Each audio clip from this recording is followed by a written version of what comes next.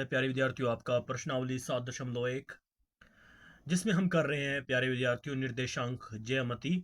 उसमें हमें अभी सवाल दिया है 8वां। y का मान ज्ञात कीजिए जिसके लिए बिंदु P में जो है 2, और q की वैल्यू जो है 10, y के बीच की दूरी 10 मात्रक है। तो प्यारे विद्यार्थियों, इसमें हमें समझना होगा कि हमें y का मान निकालना है, और जिसमें हमारे पास यानी y अक्ष पर दो बिंदु दिए हुए हैं इसने, और इसमें इसने p और q का नाम दे दिया है, और उनके बीच की दूरी को ये 10 मात्रक बता रहा है। 10 मात्रक यानी 10 संख्या कोई है, ऐसे इसने इसका डिवीजन दे रखा है। तो प्यारे विद्यार्थियों, हमें समझना होगा कि 10 मात्रक का मतलब क्या है, क्या कहना चाह रहा है 10 मात्रक के हिसाब से। ये पहले कुछ हम यहाँ पे रफ काम कर लेते हैं और थोड़ा समझ लेते हैं कि इसने एक पाई पी एक्स पी को बताया है, एक पी लाइन है या पी अक्ष है, उस पर क्या कह रहा है पी का मान ज्ञात करने को। उस पर बोल रहा है एक बिंदु का मान जो है इसने बताया वाई पी है, और एक बिंदु हमारे पास क्यू है। इन दोनों की बीच की जो दूरी है वो जो है 10 मात्रक है। इनके बीच की जो यहाँ पे दूरी है उसका नाम बता रहा है ये 10 मात्रक। इन 10 मात्रक दी हुई है, और P और Q की वैल्यू जो बता रखी है इसने, इसके यहाँ पे दे रखी है 2, -3, और Q की वैल्यू दे रखी है 10, y। तो प्यारे विद्यार्थियों, हमें इसमें क्या नाम है दूरी सूत्र का प्रयोग करके ही यानी इसके बीच की P का मान निकालना पड़ेगा, और इसकी दूरी को भी ध्यान में रखना होगा जो इसने दूरी दे रखी है। तो सबसे पहले बस हमें इस चीज़ को समझना होगा ये क्या बोल रहा है कि इसने इन दोनों के बीच की दूरी जो है P और Q के बीच की दूरी 10 मात्रक बताई, और y का मान निकालने के लिए बोल रहा है। y का मान ज्ञात कीजिए जिसके लिए इसके बिंदु जो दे रखे हैं P और Q, ये इनका मान इतना इतना दिया हुआ है। तो हमें क्या ज्ञात करना है, y का मान ज्ञात करना है। तो y का मान ज्ञात करने के लिए हमें क्या करना होगा प्यारे विद्यार्थियों, हमें P Q के बीच की दूरी ज्ञात करनी पड़ेगी। P और Q की बीच की दूरी ज्ञात करनी पड़ेगी, और ये दूरी मात्रक इसने 10 दे रखा है, लेकिन इससे हमारे पास P की दूरी के अंदर जो यहाँ पे y का मान है वो एक तरह से निकालना होगा। तो दूरी तो इसने दे रखी है, लेकिन y का मान निकालने के लिए बोल दिया है। इसमें आप जानते ही निर्देशांक ज्यामिति में ये तो x का मान होता है, y का मान निकालना होता है। तो इसमें हम y का मान निकालेंगे, तो हमारा कंसंट्रेशन y पर रहेगा।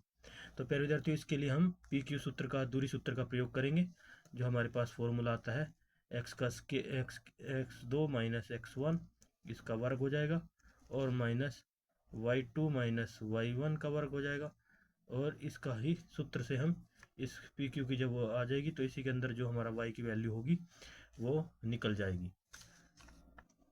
तो सबसे पहले लिख लेते हैं प्यारे विद्यार्थियों हल। तो इसके लिए लिखेंगे हम हल। तो हमारे पास हल के हिसाब से हम क्या करेंगे, दूरी सूत्र का प्रयोग करेंगे। हल दूरी सूत्र का प्रयोग करके, दूरी सूत्र का प्रयोग करके हम y की वैल्यू निकालेंगे करके।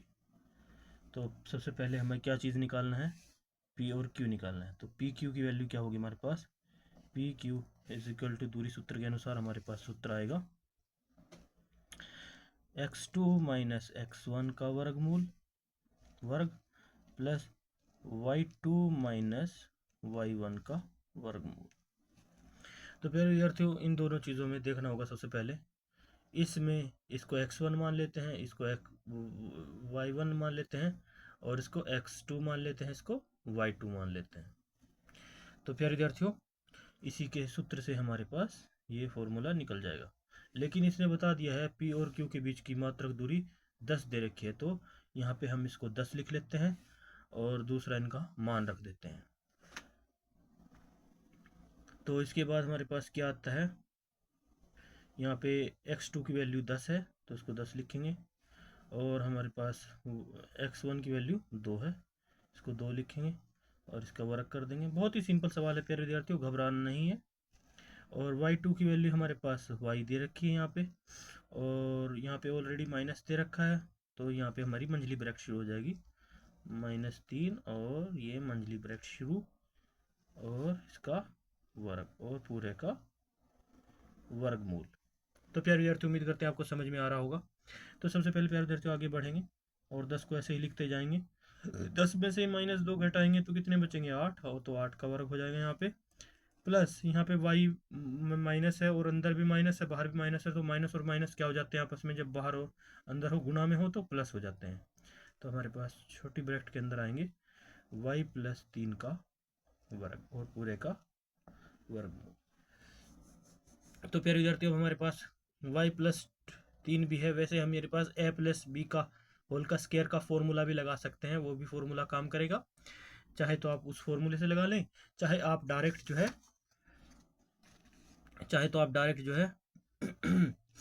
इस y + 3 की और y + 3 की जो है डायरेक्ट गुणा कर दें। तो गुणा करके देख लेते हैं क्या आता है हमारे पास विद्यार्थियों। y से y की गुणा करेंगे तो हमारे पास आएगा y की स्क्वायर, y का वर्ग आ जाएगा, प्लस एक बार y की 3 से गुणा करेंगे तो 3y आएगा। अभी ये तो इसकी y की तो गुणा फिनिश हो गई, अब रह गई 3 की गुणा, तो 3 से 3 की y की गुणा करेंगे तो y के स्थान पर हम नीचे लिख देंगे y, 3y प्लस क्या आएंगे, और ये 3y से आपस प्लस की गुणा होगी तो 3 × 3 = 9। तो हमारे पास क्या आ गया, द्विघात समीकरण की उनकी शक्तियों के अनुसार, घातों के अनुसार आ जाएगा हमारे पास y का वर्ग प्लस 3 और 3 6y और प्लस 9, ये हमारे पास प्राप्त होगा। तो इसको यहाँ पे लिख लेंगे। पहले हम यहाँ पे लिखते जाएंगे 10 = 8 का वर्ग कितना हो गया, 8 × 8 = 64। अगर हम 8 को 8 से गुणा करेंगे 2 बार तो 64 आएगा, 8 × 8 = 64।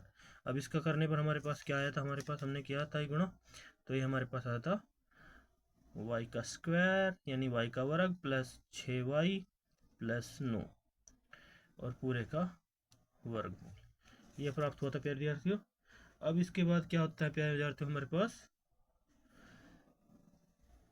अब देख लेते हैं हमारे पास क्या संख्या आ रही है। ये देखो, ये भी बिना अचर राशियों को देख लेते हैं। तो 64 और 9 एक जैसे हैं तो ये आपस में जुड़ जाएंगे, तो लिखेंगे 10 बराबर और इसको y का वर्ग प्लस 6y और प्लस 64 और 9 जुड़ेंगे तो 73 होगा, 9 और 4 13, हासिल लगे 1, 6 और 1 7, तो हमारे पास 73 आ गए, इसका वर्गमूल। तो अब प्यारे विद्यार्थियों, जैसे कि इन दोनों में इस पे तो वर्ग नहीं है, इस पे वर्ग है, तो क्या करते हैं, इनको हल करने के लिए हम लिख लेते हैं दोनों पक्षों का वर्ग करने पर, दोनों तरफ का या दोनों पक्षों का वर्ग करने पर, वर्ग करने का मतलब यह है कि दोनों का तरफ हम दो की जो वर्ग है इसको वर्ग बोलते हैं, 2 शक्ति इधर लगा देंगे, 2 की शक्ति इधर लगा देंगे। तो वर्ग करने पर क्या होगा प्यारे विद्यार्थियों, हमें आगे बढ़ने पर तो हमारे पास प्राप्त होगा प्यारे विद्यार्थियों, ये इधर का वर्ग हो जाएगा 10 की 10 से गुणा करेंगे तो 10 का वर्ग होगा 100 गुणा करने पर 10 की शक्ति 2 रखी है, इसलिए इस वर्ग से इस जो ये मान होता है इसका 2 ही होता है, जो हमारे पास ये वर्गमूल की ये वर्ग दे रखा होता है, इस तरह से भी ये तो कट जाएगा। तो हमारे पास क्या आएगा, y का वर्ग प्लस 6y प्लस 73। तो इस प्रकार से ये आ गया हमारे पास। तो क्या करेंगे प्यारे विद्यार्थियों, जैसे बराबर से 100 इस साइड है तो बराबर से इसे इस तरफ ले आएंगे, तो इस तरफ आने के बाद क्या होगा, ये माइनस हो जाएगा, तो हम इसको डायरेक्ट आगे बढ़ने पर लिख सकते हैं y का वर्ग प्लस 6y प्लस 73 और माइनस में 100 और बराबर में 0, इस तरह से ले लेंगे तुलना करने पर।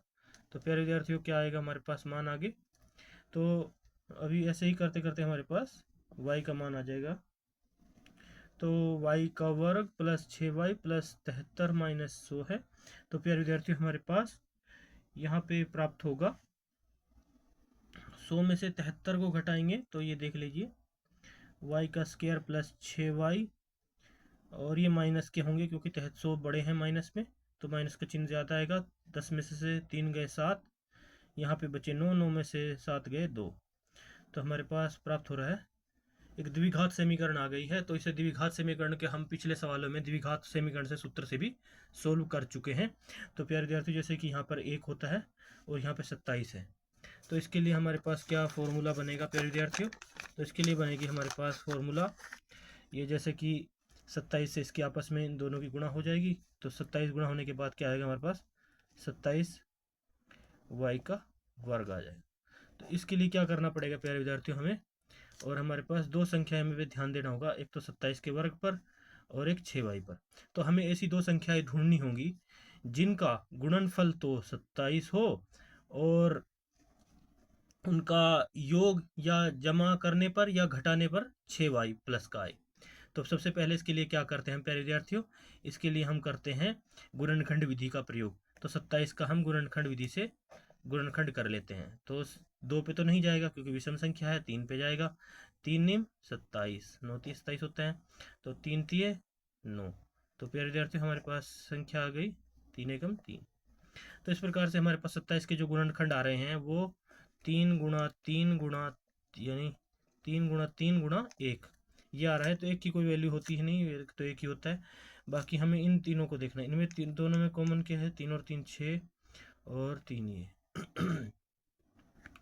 तो ये जो गुणनखंड आ रहा है हमारे पास, ये 9 तिये 27। 9 और 3 की ही बात को अगर देखा जाए तो 9 और 3 को अगर गुणा करें तो 27 आता है, और 9 में से अगर 3 घटाएं तो 6 प्राप्त होता है। तो हमारे पास जोड़े यहाँ पे बनते हुए नजर आ रहे हैं, एक इनका गुणनफल और इनका ये।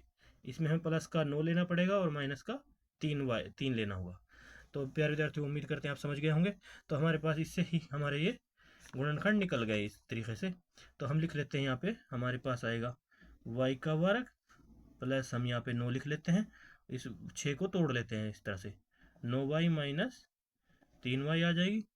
और ये इनकी गुणनफल भी करने पर हमारे पास माइनस के 27 ही प्राप्त होंगे। अगर हम 27y का स्क्वायर ही प्राप्त होगा, 9 तिये 27 करेंगे तो हाँ, तो हमारे पास यहाँ पे 27 को ऐसे ही लिख लेते हैं और बराबर 0 कर लेते हैं। तो अब प्यारे विद्यार्थियों क्या है, इसको सोल्व करते टाइम देखो यहाँ पे y की 2 दे रखी, y 2 बार है और 9 और y एक एक बार है। तो इन दोनों में क्या कॉमन नज़र आ रहा है आपको? इन दोनों में y कॉमन नज़र आ रहा है। तो ये 2 बार y है, तो इसको अगर हम रफ काम पे सॉल्व करें तो हम इसको लिख सकते हैं 2 बार y ऐसे करके। लेकिन ये देखो y गुणा y प्लस 9 गुणा y, और ऐसे करके आ रहा है इस भाग में अगर देखा जाए। और तो हम क्या करेंगे, इन दोनों में क्या कॉमन है? इन दोनों में ये y और एक y कॉमन है, तो y कॉमन ले लेते हैं। तो y कॉमन करने पर क्या बचा हमारे पास अंदर? y प्लस 9 ये आ जाएगा। तो इसको हम ऐसे भी डायरेक्ट लिख सकते हैं। तो लिखेंगे y कॉमन ले लिया तो y से y, ये y एक से y कट जाएगा और एक ये y कट जाएगा यहाँ पे। तो हमारे पास क्या बचता है? ओनली y कॉमन ले लिया तो y प्लस 9 ही बचता है। एक तो y, इन दोनों में एक y कॉमन आ गया ना, तो y कॉमन ले लिया तो ये y भी कॉमन आ गया, बाहर निकल गया, तो इसलिए एक y ये बचा। तो इस y को y लिख लिया यहाँ पे प्लस 9 हमारे पास ये प्राप्त हो आगे बढ़ने पर। अब प्यारे विद्यार्थियों यहाँ पे 3y है और ये 27 है, इन दोनों में क्या कॉमन है? इन दोनों में तो बस 3 ही कॉमन हो सकता है, और 3 से जो है 27 भाग करने पर आए, और y तो वैसे का वैसे ही रहेगा, तो इसलिए हम इसमें 3 कॉमन ले लेंगे, y ऐसे ही रहेगा। और ये माइनस बाहर है, अंदर माइनस है, तो माइनस और माइनस आपस में गुणा या भाग करने पर कट जाते हैं। तो क्या प्राप्त होगा प्लस होने पर? तो ये हमारे पास प्राप्त होगा y से y ये कट जाएगा, तो प्लस के 3 निम 27, ये 9 पे कट जाएगा 27, तो इस प्रकार बराबर 0। ये इस तरह से सोल्व करने हैं प्यारे विद्यार्थियों। आप पहले द्विघात समीकरण में ये सोल्व कर चुके हैं। तो आगे बढ़ेंगे प्यारे विद्यार्थियों। तो हमारे पास क्या मान आएंगे? एक तो y प्लस y माइनस 3 और एक y प्लस 9 ही है, इन दोनों में कॉमन एक आ जाएगा। तो सबसे पहले लिख लेते हैं y प्लस 9 कॉमन लिख लिया, और एक आएगा हमारे पास y माइनस 3 बराबर 0, और इसकी आपस में हम 0 से तुलना कर देते हैं प्यारे विद्यार्थियों। तो हमारे पास क्या प्राप्त होगा यहाँ पे प्यारे विद्यार्थियों, अगर हम y की 0 से तुलना करते हैं तो y के मान के लिए y प्लस 9 बराबर 0 है, तो y बराबर हमारे पास क्या प्राप्त होगा, ये 9 0 से साइड जाके माइनस के 9 हो जाएंगे। एक मान तो ये आ गया y के लिए, और दूसरा है हमारा y प्लस 3, नहीं सॉरी y माइनस 3 है, तो बराबर 0 है। तो y के बाद जब 0 से इधर जाता है तो ये चिन्ह चेंज हो जाता है, तो हमारे पास प्लस का 3 आ जाएगा। तो इस प्रकार से हम लिख सकते हैं कि हमारे पास y के 2 वांछित परिणाम प्राप्त हो रहे हैं। तो इसलिए हम लिखेंगे यहाँ पे अतः